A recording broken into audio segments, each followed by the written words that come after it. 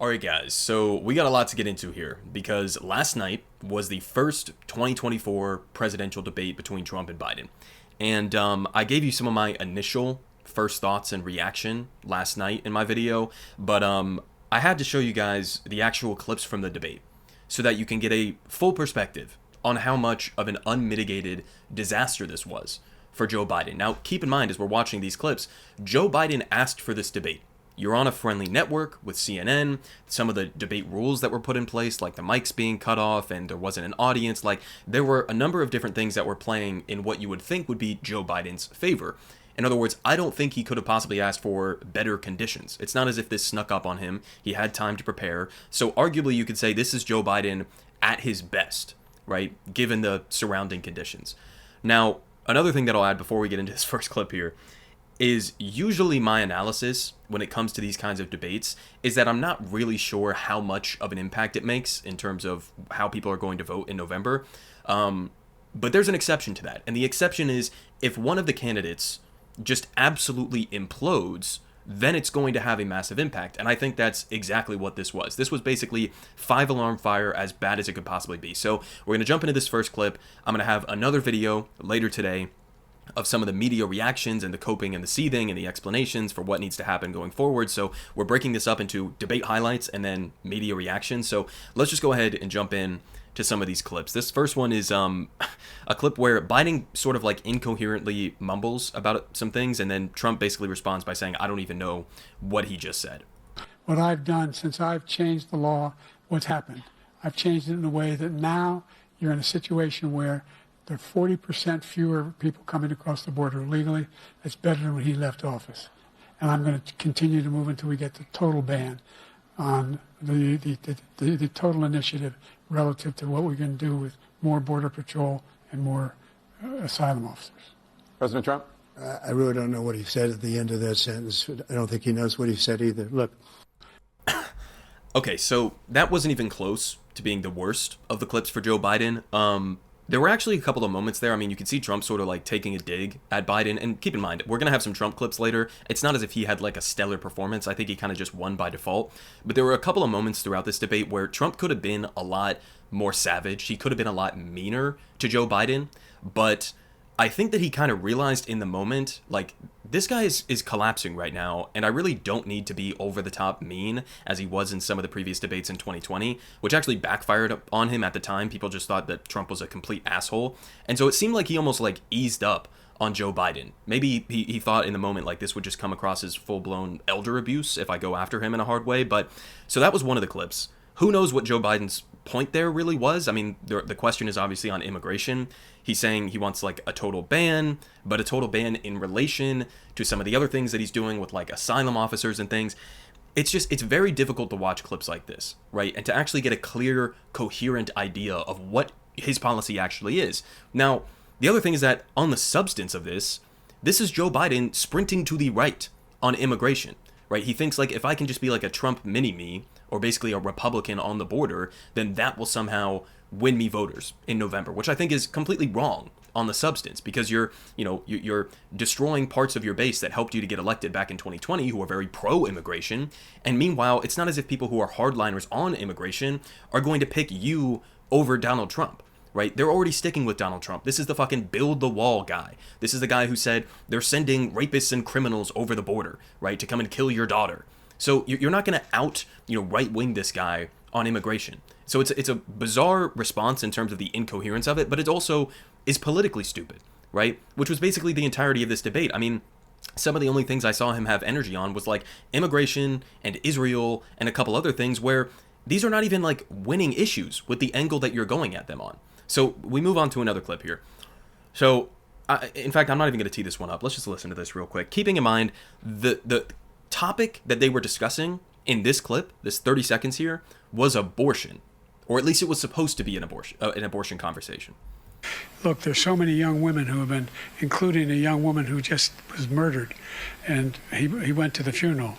The idea that she was murdered by an immigrant coming in.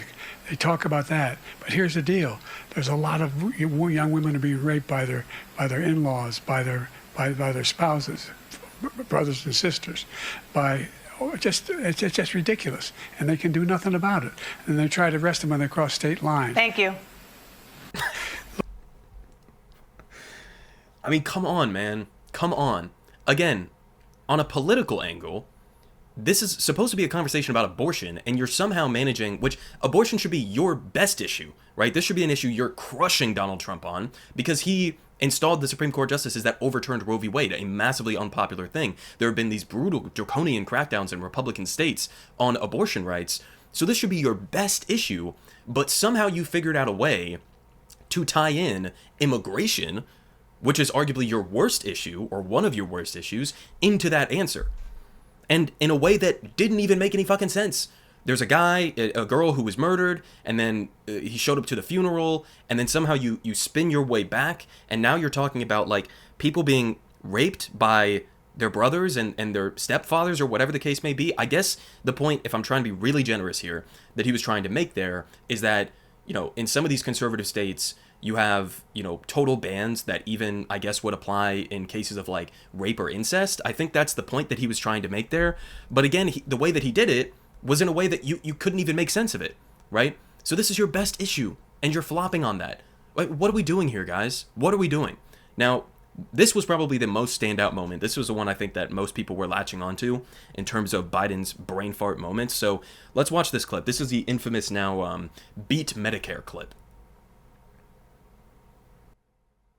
Making sure that we continue to suppress all those things we need to do, child care, elder care, making sure that we continue to strengthen our health care system, making sure that we're able to make every single solitary person eligible for what I've been able to do with the with the COVID, with dealing with everything we have to do with, look, if we finally beat Medicare. Thank you, President Biden. President Trump? Well, he's right. He did beat Medicare. He beat it to death, and he's destroying Medicare because all of these people are coming in. They're putting them on Medicare. They're putting them on... Guys, what the fuck are we doing here? I'm sorry, but, like... So Joe Biden's answer, first off, he can't even figure out what policy he's trying to advocate for. He's talking about COVID and guaranteeing things from COVID, and then he slips up, and then he stumbles over himself for what felt like an eternity, and then he ends up saying, look, we beat Medicare. What does that mean, guys? I dare you to try to come up with an explanation for what he was actually trying to say there. I could maybe try to conjure something up. Maybe he was talking about, you know, we beat the drug companies and now we have Medicare negotiating some drug prices. Is that what he was trying to say? I don't fucking know. I don't know. I don't think anybody knows. And Trump just responds, which is even better. I mean, Trump responds by saying, well, he did beat Medicare, you know, into oblivion or whatever. Which, by the way, Trump is much worse on Medicare when it, you know, versus Biden, at least from a leftist perspective, right? I think Trump would be fully ready to slash programs like Medicare, Medicaid, Social Security. You know, at least Biden isn't, like, aggressively doing that as much as I think Trump would. But he responds, he says he beat Medicare, and then Trump spins it into somehow something to do with immigration. This is what he was doing throughout the entire night. Like, regardless of what the question or the topic was, Trump would figure out a way to make it about immigrants. How did he just do that? There are people coming over the border. They're getting access to Medicare. What are we talking about here, guys? I mean, the whole thing was, it was all over the place the whole night. Here was another clip. Let's watch this short 8-second clip here. In the world, every pharmaceutical company cannot have to pay. Thank you. And by the way. So every day, millions. And by the way. And then just a dead stare. Now, I understand the moderators said thank you. So I guess you could say, oh, they cut him off. But, like, dude, you're on live television. You're in front of the entire country right now. If you got something else to say, you can say it. You could try to steamroll over the moderators. What was the point you were trying to make? And by the way. And then you just stare at the camera and just give up? You folded? Did you forget what you were trying to say? I don't know, guys. Now, here's another one. This was a moment in the debate that was arguably, you know, ironically, like, had the most energy in it. This is when Trump and Biden started arguing about golf in the middle of the debate. Let's listen to this real quick. 30 pounds, or 20, 35 pounds. Well, you said 6'4", 200. Well, anyway, that's it. Anyway, just take a look at what he says he is, and take a look at what he is. Look, I'd be happy to have a driving contest with him. The reason I got my handicap, which when I was vice president, down to a 6. But by the way, I told you before, I'm happy to play golf if you carry your own bag. Think you can do it? That's the biggest lie. He's a 6 handicap of all. I was an 8 handicap. Yeah. 8. Never. But I have, you know how many? I've seen you swing. I know you swing. Hey, let's you know, not act like children. President Trump, we're going to 21 turn. Let's not act like children. President Biden. When you got Trump, Donald J. Trump, saying, let's not act like children, that's where we're at right now. He's trying to take the high road on this. Now, I'm not a golfer myself, so I don't really know the details of like how big of a deal like a 6 handicap is, but I have it on good authority. I've heard from Kyle Kalinske, who's obviously a really big golfer, that he basically says there is an absolutely 0% chance that Joe Biden had a 6 handicap. So I guess maybe he was lying about that. But this was part of the debate, guys. They start arguing about golf at the beginning of this clip. Joe Biden is basically trying to get like Trump's height and weight down to, I guess, call him fat in sort of like a roundabout way. We are the most powerful country on the face of the planet, guys. This is the dying empire. We are witnessing the downfall of the American empire in real time. These are the two guys. One of them is going to be the next president for the next 4 years. I don't even know if this guy can make it through the next 4 years. Like, period. I don't know if this guy could either. But one of these guys is supposedly going to be the next president. Are we serious about this? Is this actually happening? I mean, you would think maybe at some point, maybe this is the thing that puts it over the edge. And, there's some sort of a way to sub Joe Biden out. Again, I'll talk about that more in the media segment later. And, some people saying that maybe Democrats should be doing that right now. I don't know if you need Obama or Jill Stein or somebody else to come in over the top ropes and to tell Joe, sit him down and say, you got to step aside because you're going to lose. I don't know what it's going to take. But at some point, like, something has to break. And I think last night, it may have been it. But as of right now, Joe Biden is insisting he's not dropping out.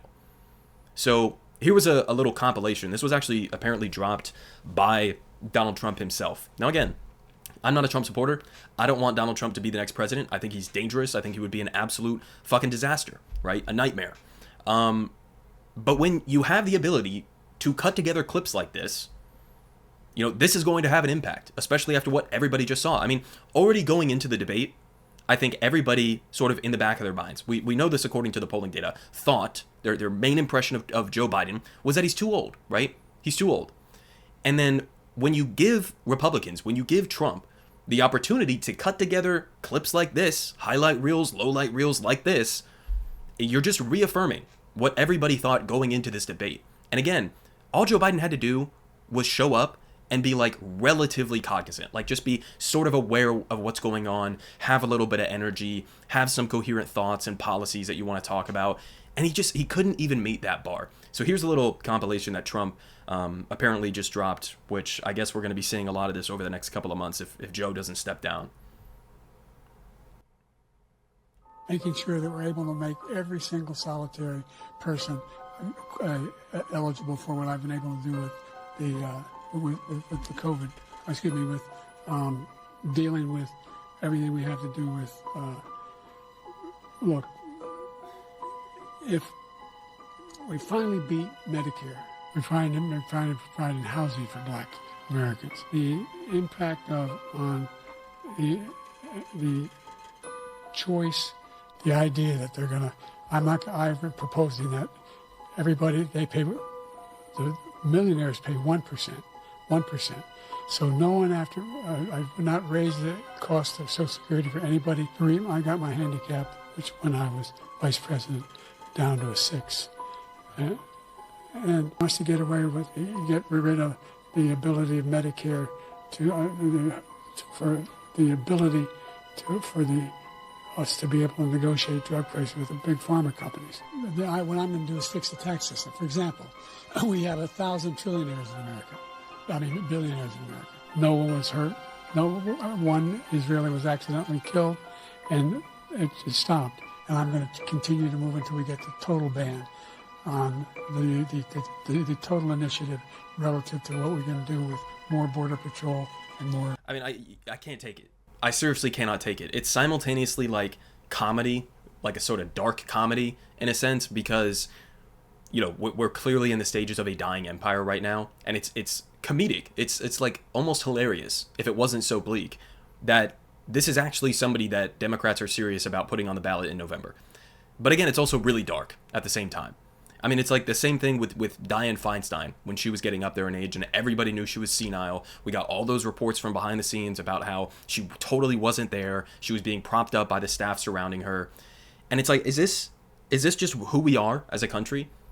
We just are destined to be ruled by senile or corrupt criminals in this country? Is this where we're at right now? Whether it's in the Senate or the House or the presidency, we just somehow can't get anybody who's below the age of like 750.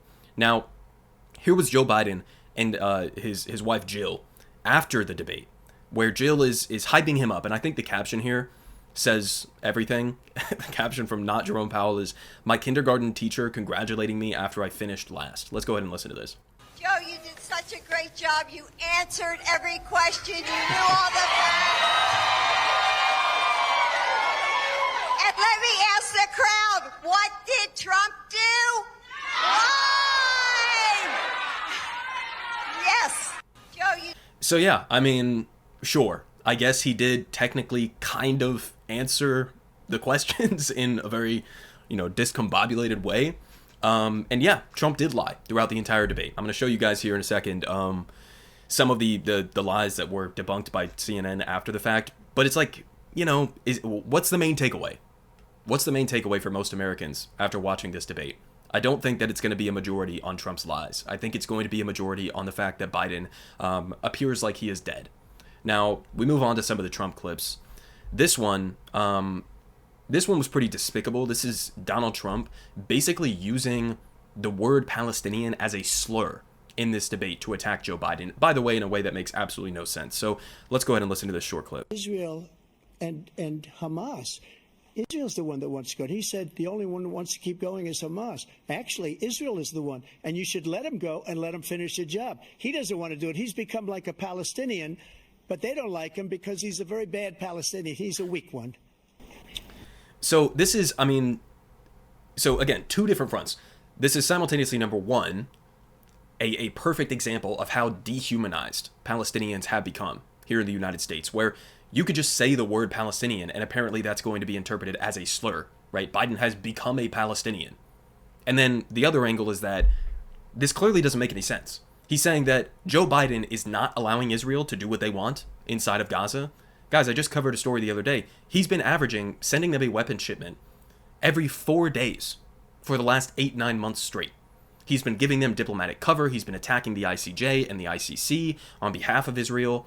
He has done everything you could possibly imagine. The only difference between him and Trump on Israel is that Biden will come out and pretend to care about the Palestinian civilians that are being massacred. That's the only difference. I mean, in terms of substance, in terms of policy, there's really no difference on Israel between Trump and Biden. There just isn't.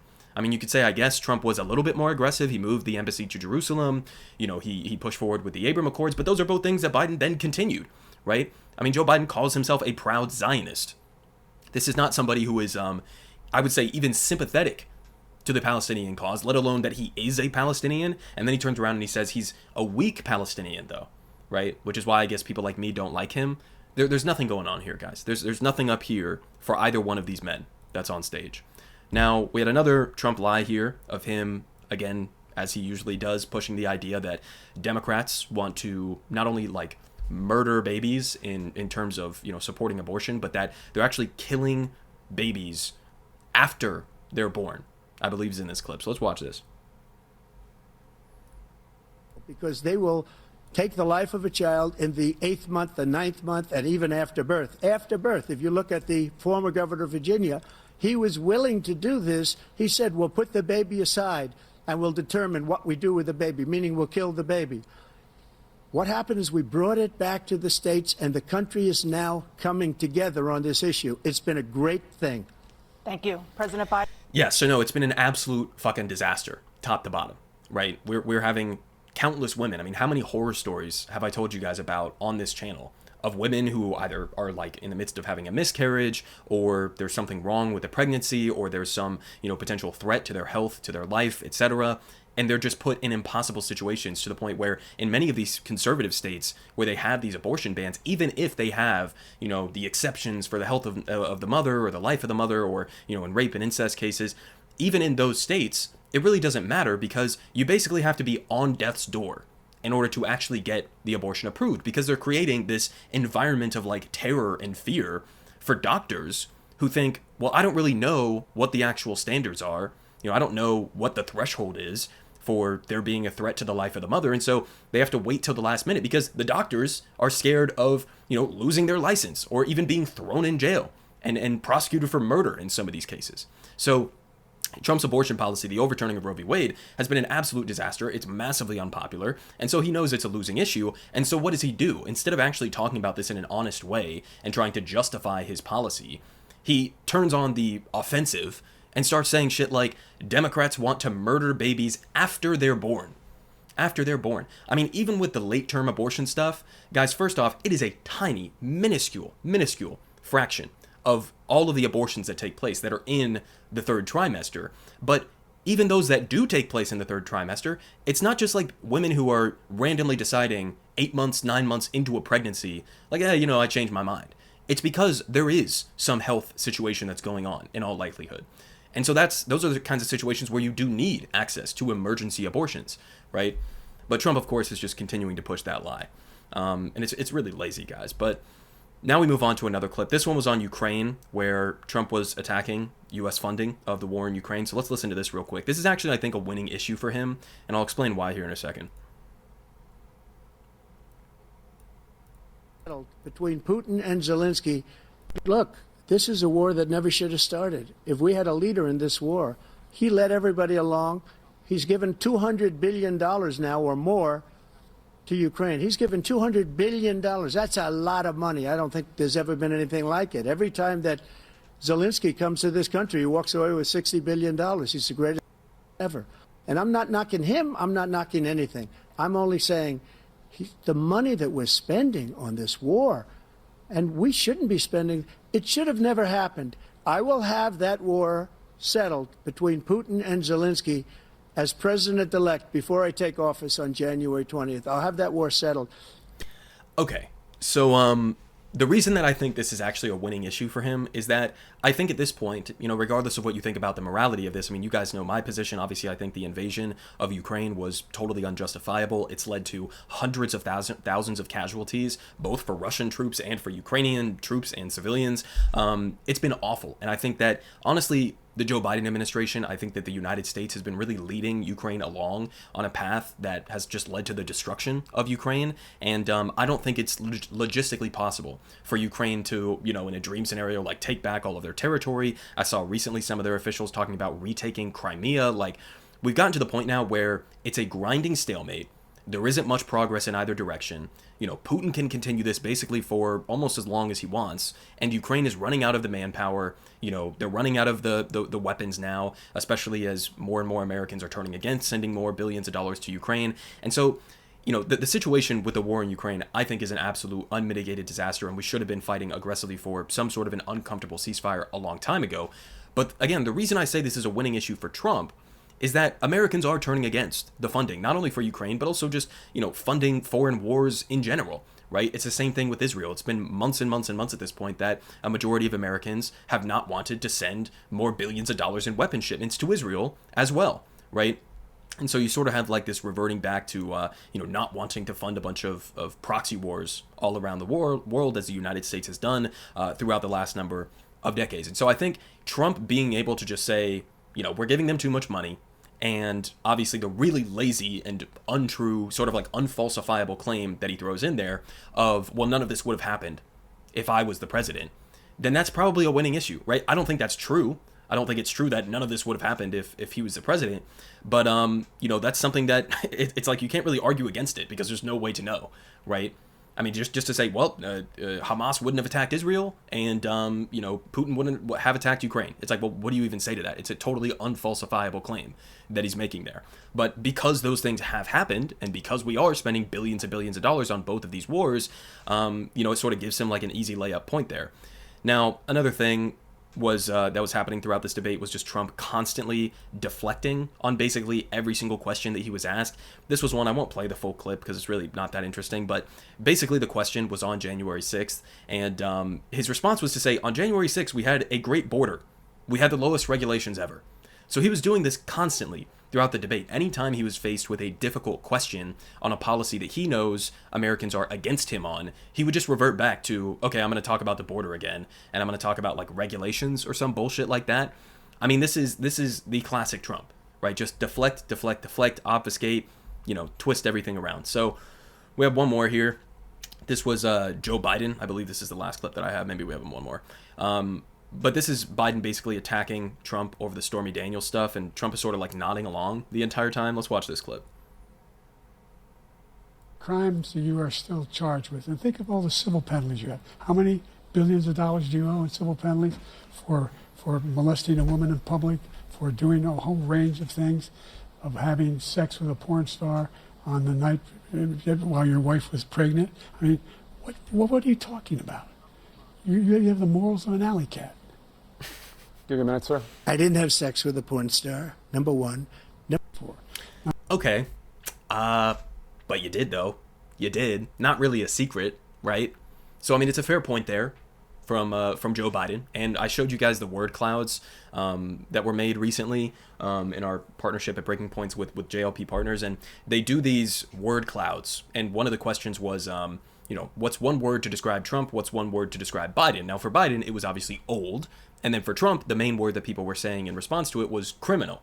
So, I mean, I guess it's kind of a smart strategy to just keep trying to brand him as a criminal. I think this was like the only point throughout this debate that he brought up all of the different felonies that Trump has and all of these different cases against him. But I guess fair point there. Trump sort of like bizarrely and uncomfortably nodding along at some points when he smiled when Biden said that he had sex with a porn star on like the day that Melania was gonna give birth, I guess, or something like that. So I guess fair points there from Joe on that one. Are we counting that as one of the wins? I mean, there really weren't many. Now here we have CNN. I'll just speed this up a little bit and play through it real quick. They go over some of the lies that Trump was spewing throughout this debate. So let's listen to this real quick. Longer. So, deep breath. He said some Democratic states allow people to execute babies after birth, an egregious lie that is illegal in every state. He said everybody, even Democrats, wanted Roe v. Wade overturned. Roe was supported by 2/3 of Americans, even more Democrats. He said every legal scholar wanted Roe overturned, abortion returned to the states. Legal scholars have told me directly this is not true. He said the U.S. currently has the biggest budget deficit ever. No, that happened under Trump in 2020. He said the U.S. currently has a record trade deficit with China. That also happened under Trump in 2018. He said Biden personally gets a lot of money from China. Zero evidence of this. He said there were no terror attacks during his presidency. In fact, there were multiple attacks. He said Iran didn't fund Hamas, Hezbollah, other terror groups under his presidency. Iran, in fact, did. He said Biden wants to quadruple people's taxes. That is pure fiction. He said the U.S. has provided way more aid to Ukraine than Europe had. It's actually the opposite. He said the U.S. has provided about $200 billion in Ukraine aid. It's closer to $110 billion. He said 18 or 19 million people across the border under Biden. That is millions too high. He said many of these migrants are from prisons or mental institutions. His own campaign cannot corroborate this. He said Biden has only created jobs for illegal immigrants. Total nonsense. He said Nancy Pelosi turned down his offer of 10,000 National Guard troops on January 6th. There's no evidence she even got such an offer. It was the president, not Pelosi, who had the power to deploy the D.C. Guard. He said Pelosi now acknowledges she turned down the troops. No, her office tells me this claim is still a lie. He said he deployed the National Guard to Minneapolis in 2020. Actually, that was the Democratic governor. He spoke of, quote, ridiculous fraud in the 2020 election. Zero evidence of any widespread fraud. He said NATO was going out of business before he took office. Completely, clearly absurd. He said the U.S. was paying 100% of NATO before he came along. The U.S. made up about 71% of NATO defense spending, not 100. He said he, not Biden, is the one who lowered insulin prices in Medicare. He did it for some seniors, but Biden did it for far more. He said Biden indicted him. Again, no evidence Biden has had a personal role in any of these 4 prosecutions. He said Europe takes no U.S. cars, just not true. He spoke of food prices quadrupling under Biden. That's a wild exaggeration, though they are up. He said Biden made up the idea he called dead service members suckers and losers. No, the Atlantic magazine reported that, and then former Trump chief of staff John Kelly corroborated it. He said Biden called black people, quote, super predators for 10 years. Biden never once deployed that phrase, let alone for 10 years, though he did at least once speak of, quote, predators without specifying it was about black people. He said his Trump tax cut was the largest in U.S. history. Not true, though, in fairness, Biden also said this. Trump said China and others stopped buying from Iran. Under him, China never stopped. He revived his pet lie, I don't know how many times I've done it, that he signed the Veterans Choice Program into law. Barack Obama did that in 2014. So we have a senile corpse versus a rampant lying criminal. I guess that's the choice that we have in this debate there. Now, some of the reactions, these were some pictures from the Associated Press that they were taking at different events around the country, I guess. This was a response that I was having throughout this entire thing. in terms of what Americans thought about who won the debate.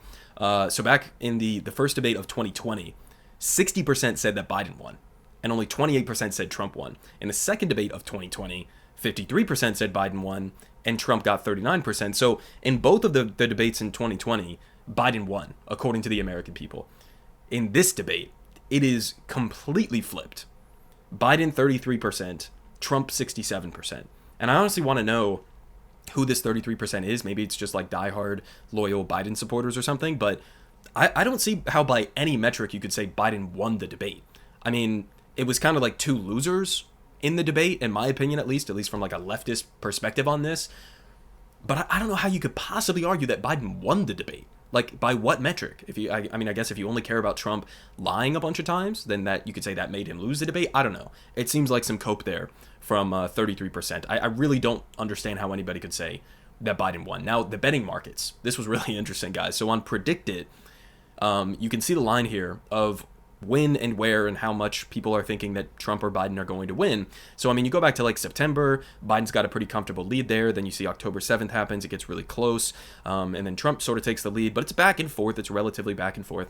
I mean, even in April and May of 2024, Biden was significantly up in the betting markets. Guys, this is the line after the debate. Jesus Christ.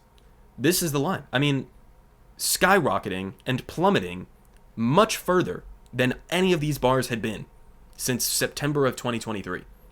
So clearly, I think the overwhelming sort of impact of this is not going to be beneficial for Joe Biden. Now, I'll leave you guys off with this, pointed out here by Joshua P. Hill. That feeling when you live in the United States, a walking corpse, 50.1%, to Hitler lover, 1488, 49.9%. Apparently, that's the best that we can do.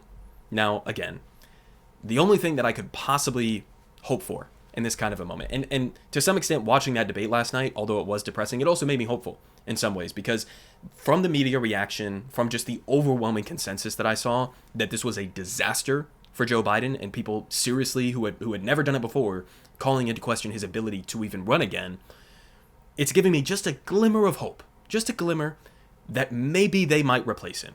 It's possible. Joe Biden is stubborn. He said he's going to continue. You know, I saw some coping from guys like Gavin Newsom and Kamala Harris after the fact, who were trying to explain it away and tout his record as the president and whatever else. But man, how does Joe Biden win after this? How does he win after this? Again, normally I would say debates probably don't have like a massive impact on where people are going to vote. I think most people are sort of like, going into the debate already having a pretty good idea of who they're going to vote for. But with this, man, when you have such an utter and complete collapse of one of the candidates, I genuinely think this could have a massive impact. So much of an impact that it's not just that I think it would impact his chances in November. I think this impacts his chances of even being on the ballot in November. So hopefully Democrats can pull something out of their ass, get him out of there. Don't replace him with Kamala. Let's get somebody else in there. I'm not a fan of Gavin Newsom, but like Gavin Newsom would defeat Trump.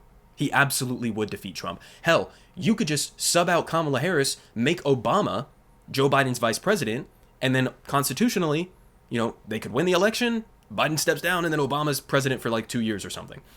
I don't even know. Like, I'm not a fan of Newsom. I'm not a fan of Obama. I'm not a fan of many of the people who would be subbed in this kind of a situation, but there's got to be something better than Biden. Like somebody who's at least alive. Politic guy has the best politic. Believe me, no one does it like you.